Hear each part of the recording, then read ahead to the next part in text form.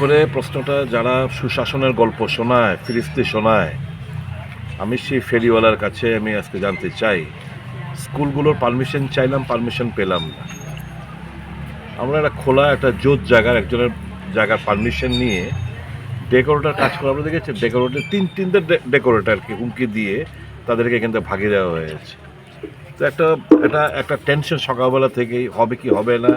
আমরা বলি যারা যেই কজনই আছে তাদেরকে নিয়ে আমরা ওই জায়গায় খালি আকাশে বসে, রোদ্দুর মধ্যে বসে আমরা করব, মাটিতে বসে করবো, চেয়ারও নেই, কেউ কিছু ভাড়া দিচ্ছে না।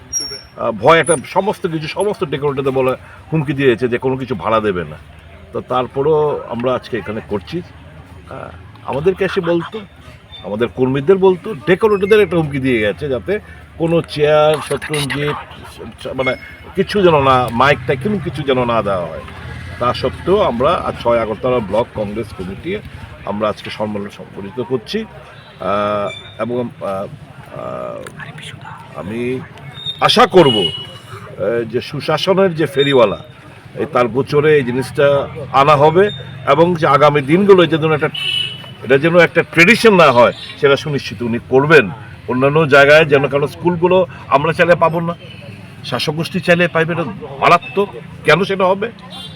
আমি যখন ডাইরেক্টর স্কুল এডুকেশনকে জিজ্ঞেস করলাম কেন পারমিশন না, স্যার একটু উপরওয়ালাতে আলোচনা করেন না, স্যার একটু মুখ্যমন্ত্রীর সঙ্গে আলোচনা করেন। আরে পারমিশন দেবেন আপনারা, আমরা বন্ধের দিনে করছি, কিসের অসুবিধা? কোনো সদুত্তর নেই।